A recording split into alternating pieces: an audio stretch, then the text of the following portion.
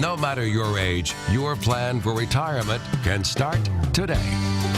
From the News Channel 5 Network, this is the Retirement Report. Good morning. Welcome to the Retirement Report. I'm Hank Parrott, your host. And as you can see, I have my good friend and special guest, Dr. Friday, with me today.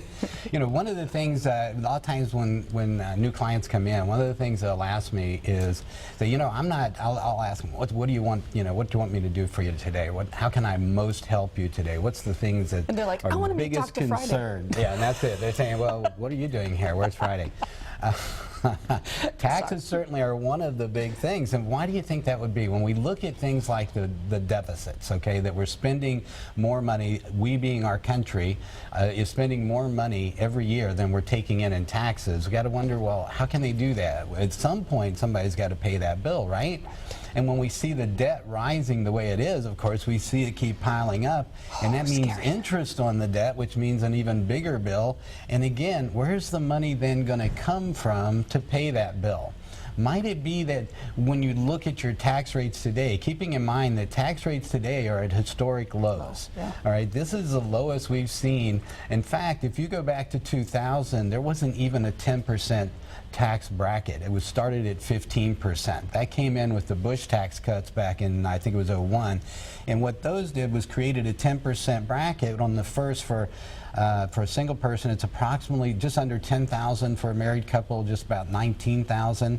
That means that after your standard deduction for a married couple, standard deduction and exemptions, you're looking at somewhere around $20,000. If you're over 65, it could be maybe $23,000. So that money you don't have to pay tax on. This is good news, right? Then the next $18,000 for a married couple, you only got to pay 10%. So technically, if you add that up, that means you got about $40,000 in income before you have to pay tax. Or excuse me, $40,000 not before you pay tax. $40,000 in income and only $1,800 in tax. So a very small tax rate. Now, if you go back before those tax cuts, we didn't have that. Now you would have been paying 15% tax on that $20,000. All right. So in other words, $3,000, your tax would have been almost double what it is today. So big break there for everyone that pays taxes. Now the next part of that is, when you look at the fact that we're at historic tax rates, in fact, if you go back again to about 2000, if you made $50,000 a year, you would have been in a 28% tax bracket compared to a 15% tax bracket again. Right. So again, we're at historic low tax rates, but the problem is we're also not paying our bills, okay? Meaning that not enough taxes are going in to pay that. So how many think that maybe, just maybe, taxes are going to go up? All right? Yes. Very few think they're not. So if you too think that taxes are going to go up, then this is the show for you, because we're going to give you some year-end tax tips, some ideas of how you can, in fact, reduce your taxes. I mean, right, we're getting near the end of the year. That's amazing. Just a little bit of time to do some things still to help reduce your tax bill. And so we're going to, with me, Dr. Friday's going to help. Okay, Dr. Friday, of course, she's an enrolled agent. She helps people that also have back tax problems, people that maybe get into trouble with payroll taxes, small business owners, stuff like that, or get in trouble in many ways with taxes, unfortunately, in the IRS. But she's been able to help people save tens, even hundreds of thousands of dollars on taxes, reducing old tax bills through the programs that she's aware of and working with the IRS on their behalf. In addition to doing the normal things of helping us every day, folks, save money on our taxes, right? How we can reduce our taxes, how we can, in fact, do with a little bit of tax planning, make sure that we're not paying more in tax than we have to. Right. And we're going to cover some of these year-end tax tips for you this morning. Some of the things to keep in mind, all right, when it comes to taxes, as with financial planning, all right, as I said earlier, it's not just, you may not know what the answers are. We're going to help you with that. You may not even know sometimes what the questions to ask are. Exactly. And that's where people can get into real trouble, is not even knowing the questions, right? For instance, if you were sell a property, do you know what the impact on capital gains? Do you realize it has to do with your tax bracket? And the size of the capital gain could change the impact of the taxes and the tax bracket and how much tax you pay on the gain as well. And yet so there are ways that you can change how you do these things in advance. So before you make the transaction, before you sell those stocks, before those things, we sit down together with clients all the time to do this. when I'm getting ready to help a client prune a portfolio and they're going to have some capital gains, we put a plan together of how we're going to do it and over what period of time to minimize taxes at the same time. So these are some of the things we're going to cover for you this morning.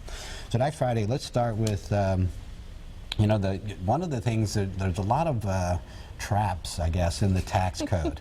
Yeah, well, it's why it's a tax code. They like to make, exactly, they like to keep it changing all the time. So, I mean, what's great about it is there's some really great traps. I mean, meaning that if you do sell something with capital gains, for example, there is an 0% capital gains rate for people in the 10 to 15% tax bracket. Right. So that's a wonderful window to be able to really maximize being able to pay no tax on something. That same trap can get you if you end up selling too much at one time or getting a very large return. Instead of paying what you might think of as 15% long-term capital gains, it could be as much as 28%, even 30 with the 3.9, you know, Medicare tax. So you need to really watch. You can go from 0 to 30 really quickly. So, you know, it's an important thing. This goes again to the importance when you see the things that are going on and you know taxes are going to go up and you see some of the other problems that we're having economically and what impact all the risks that are out there to you financially,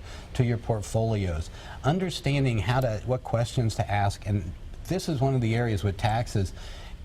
You know, it's not just what you make, it's what you keep, right? It's making sure that you minimize your tax bill, and a lot of times it's just a little planning in advance. Yeah, and it really is talking to two people. Your financial planner is out there constantly trying to grow your money, making decisions, but sometimes those decisions may look great on paper when he tells you, yes, I just made you this much money, or I just sold and we recouped all this, but the problem is all that money that was saved, did you just turn around and give it to the Internal Revenue Service? Because the fact you didn't consult your tax person to find out that by maybe splitting it, maybe even taking a small loss and not selling it, as waiting for it to be long-term versus short-term, whatever, might have put actually more money in your pocket than making it a great investment situation. So you really do need to have two people on some of the bigger decisions.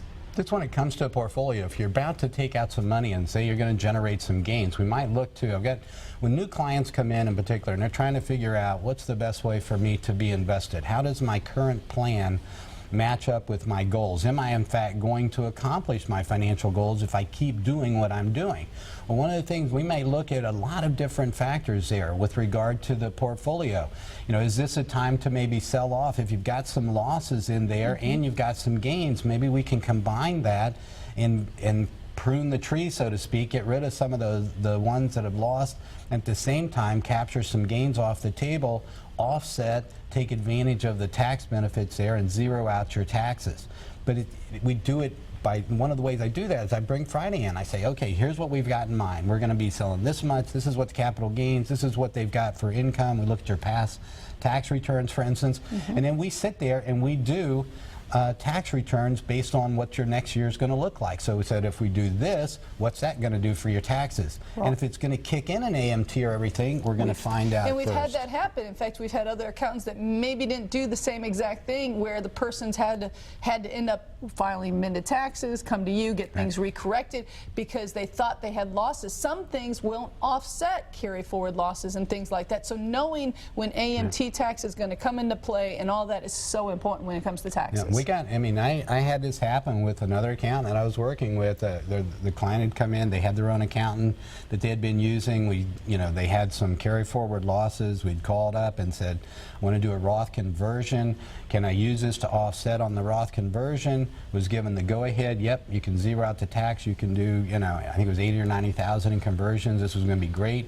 Went ahead and went through the whole process. Then we get this big, nice letter from the IRS, and you get this huge tax bill of like $30,000. I'm like, whoa, what happened? So I called Friday. I'm saying, hey, we've got a problem here. Tell me what happened. So, well, that particular type of loss can't be used to offset the conversion. Right. So fortunately, I quickly recharacterized the IRA, turned it back into a traditional. We amended the tax return, got rid of that tax bill, went back. This time I brought Friday in. I said, okay, how much can we convert and make sure that we take advantage of what losses we can? If we need to spread it out over, 2, 3, 4, 5 years, whatever, to minimize or eliminate taxes, that's what we want to do, and that's what we were able to do, in fact, back is by spreading it over just a few years. Instead of that $30,000 tax bill, guess what? Zero tax on the conversion, all right? And I mean, what happened, unfortunately, with that particular case was the IRS actually ended up auditing her. So we've actually ended up going through a 5-year audit on this particular, again, this person was extremely organized, but we're, you know, I mean, something as simple as doing that, making that kind of mistake to be able to get her money back, basically. So I'm just saying, you got to be careful with who you're dealing with. You want to have those conversations before, because afterwards, look at what can happen. It's very time consuming. There's a lot of things that are happening, more money out of your pocket because you're going to be paying experts to have to deal with issues. These kinds of things are just not what you want. If you just have that conversation before you make some of those decisions, really important to make sure you have the right team. We're going to help you avoid those kind of tax problems, but also we'll share some additional client stories with you to help you see some ways that you can protect yourself, but also how you can benefit, like the client we just mentioned. An audit, right? An IRS, can you imagine getting that letter, right? That's worse than like 2 root canals at the same time or something. And what do? Do you go in and represent yourself? Nah, I don't think that's a good idea. In fact, we're going to talk about some of the dangers that go along with you and why we do the tax so diligent about how we do the approach taxes. Okay, we want to make sure that not only are we doing it exactly right, minimizing your taxes, but we also want to make sure that we're following the rules explicitly so we don't create any red flags or any problems for you that way. That's also extremely important. Yes. All right, we're going to get into that and some more today, so stay with us. We'll be right back on the Retirement Report.